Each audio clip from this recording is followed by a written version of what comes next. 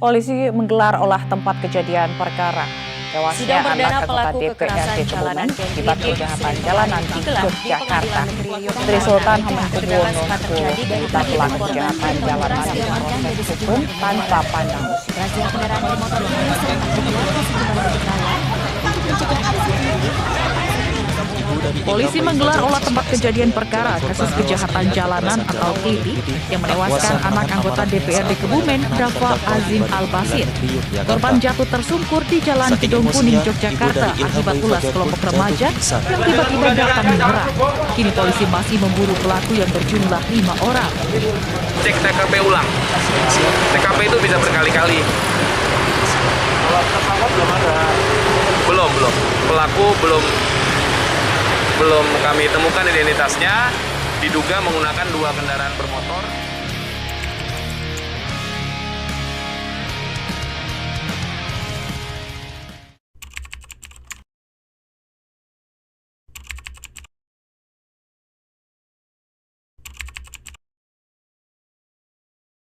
Berdasarkan pengalaman saya, Mas, Klitih sekarang itu udah jauh beda dari Klitih zaman saya, Mas.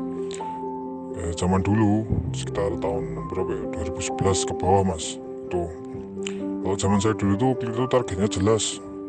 Musuhnya geng atau kelompok saya itu kami ibaratnya masih punya kriteria. Misalnya dia bukan anggota geng musuh saya, Mas. Kami pun yo ora menyerang karena kami selalu tanya dulu ke target. Misalnya ini ketemu gitu kan, langsung saya tanya itu, Mas. Jangan di gue. Nah, misalkan dia nyebut nama geng yang jadi musuh kita, ya jelas pasti kita serang, Mas. Sebaliknya kalau dia nyebut bukan geng musuh kita, ya dibiarkan lewat aja, wis didiemin. Kemudian senjata yang kami pakai pun bukan sajam. Contohnya ya kayak double stick, batu, botol kaca, pokoknya yang bukan sajam, Mas. Kalau Klitih zaman sekarang yang diincar random, dan senjatanya sekarang Klitihnya pakai sajam. Pokoknya waton beras-beras, Mas.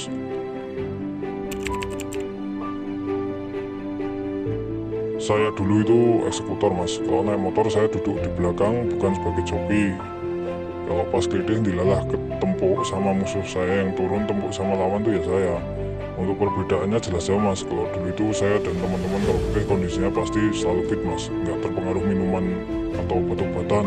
Dan polanya pun kami geraknya tuh selesai pulang sekolah kalau Klitih. Nggak kayak zaman sekarang. Klitih dini hari. Nah, dulu kami dini hari itu waktunya vandal, Mas. Coret-coret nama geng kami. Untuk motif ya, Mas, motif saya dulu ikutan geng sekolah karena awalnya dulu ngeliat sekolah saya diserang sekolah lain, Mas. Waktu saya baru hari pertama masuk SMA, pas orientasi siswa, sore harinya sekolah saya diserang, Mas, dilempari batu, dan kebetulan teman saya itu kena, Mas, kepalanya sampai bocor. Saat itu ya saya merasa tertantang dan ikut gabung di geng sekolah saya. Kalau penyesalan jelas, Mas, kalau sekarang dipikir ulang saya nggak mau ikutan gitu, Mas. Apalagi saya udah berkeluarga sekarang. Saya aja kalau ketemu Klitih sekarang malah takut, Mas, nggak kayak zaman sekolah dulu. Tapi nek nang dalan dikenani yo tetep tak remuk, Mas.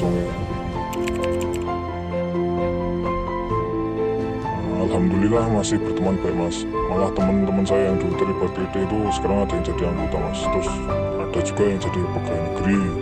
Ya alhamdulillahnya mereka bersih sekacikannya, Mas. Karena kami dulu nggak pernah sampai bikin orang meninggal, Mas, kalau Klitih. Terus kalau cuman bikin punya ya wis biasa.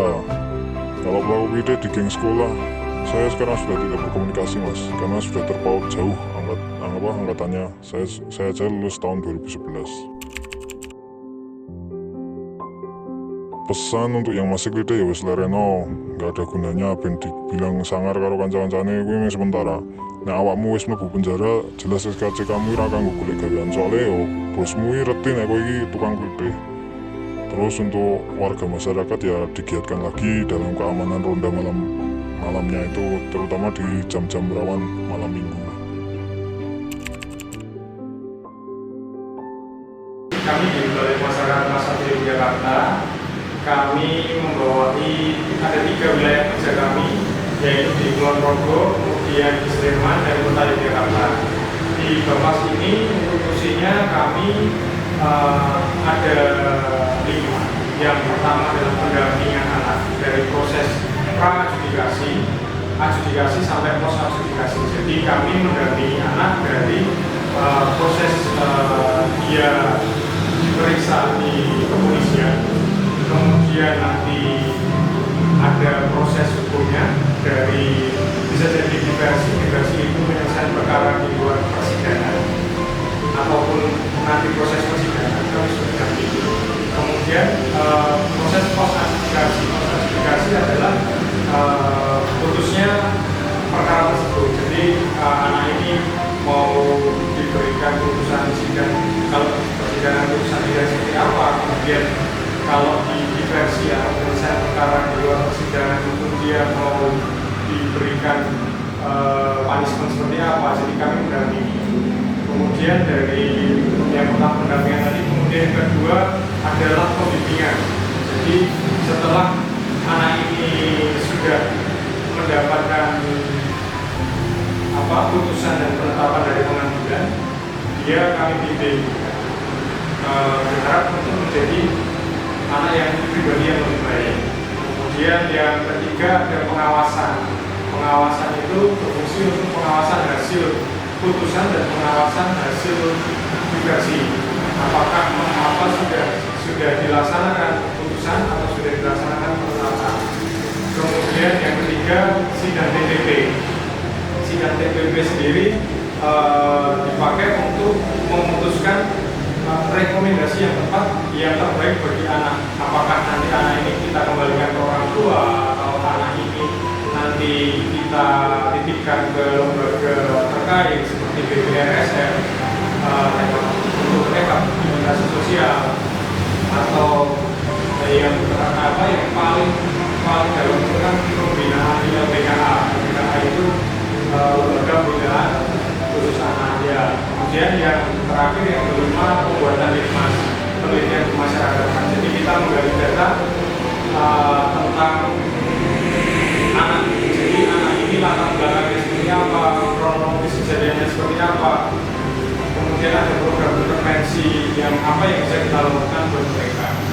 Khusus untuk kejahatan jalanan sendiri, di tempat kami ada beberapa klien anak.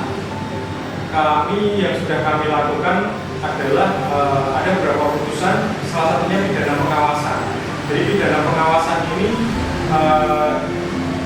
anak kembali ke orang tua dengan pengawasan berpas dengan durasi waktu yang ditentukan oleh pengadilan. Jadi harapannya pada saat pidana pengawasan ini anak ini tetap berkelakuan baik dan tidak mengulang pidana. Ya, terima kasih Bapak. Dari apa yang kita sampaikan tadi, fungsi dari berpas tentunya cukup krusial karena berharap si anak ini dari puncak kenakalan dia akan kembali ke normalnya. Nah, ini cukup krusial. Saya harap cukup untuk teman-teman semua kita ketahui dan juga memaksimalkan fungsi-fungsi pengawasan menjadi pembinaan. Ya, mungkin itu informasi yang dapat yang bisa kami minta. Selanjutnya mungkin bisa dijelaskan untuk identitas dengan sekaligus posisinya. Saya nama lengkapnya Tristan Setiawan. Saya bekerja sebagai pembimbing kemasyarakatan oleh Kemasyarakatan kelas 1 di Jakarta. Untuk ini nggak boleh. Kawan-kawan saat ini kami sekarang di bawah Kementerian Imigrasi dan Kemasyarakatan. Kalau kemarin Kementerian Dalam, kemudian baru kami di PAS. Kemudian yang kedua tentang solusi yang sangat bijak kira-kira seperti apa? Yang pernah KPAI lakukan itu menyampaikan kepada Dinas Provinsi, terutama DLAJR ya, karena ada beberapa titik yang itu sering dipakai untuk tawuran atau PT. Nah, di mana mereka itu adalah jalan-jalan baru Pak, JJLS atau jalur lintas utaranya Prambanan, yang itu jalannya bagus, baru, tetapi sepi. Nah, terus yang kedua, tekniknya adalah metodenya mereka pindah. Jadi orang Bantul itu klitihnya di Sleman. Orang Sleman klitihnya di Gunung Kidul. Orang Gunung Kidul itu klitihnya di Bantul. Modelnya seperti itu. Bahkan yang terjadi di Sleman itu dari Klaten, klitihnya di Sleman. Kenapa ini terjadi? Karena mereka biar tidak dikenali oleh orang-orang sekitar, dan yang kedua mereka merasa tertantang ketika berada di daerah lain. Nah, terakhir kami meminta kepada kepolisian, kan sudah ada siklusnya tuh Pak, klitih itu terjadi di bulan-bulan apa, dari mulai perekrutan anggota di bulan Desember, kemudian aksi di bulan Januari, Februari, Maret, sampai mereka puncaknya di bulan Juni, Juli ketika mereka libur sekolah. Nah, maka di bulan-bulan ini sekolah, keluarga, masyarakat, kemudian kepolisian itu sudah harus melakukan upaya pencegahan, termasuk patroli. Patroli nggak bisa dong hanya duduk, patroli itu harus muter. Dan yang kedua, patroli tidak mesti harus memperlihatkan polisi, justru dengan cara-cara yang dimana polisi bisa mengetahui, bisa masuk ke tempat-tempat yang anak ini berkoordinasi. Klitih merupakan aksi kekerasan di jalanan yang dilakukan oleh sekelompok remaja dengan motif yang beragam, mulai dari iseng, mencari sensasi, hingga balas dendam. Modus operandinya pun bervariasi, mulai dari pelemparan batu, pengeroyokan, hingga penggunaan senjata tajam. Klitih bukan hanya masalah individu, tetapi masalah kita bersama.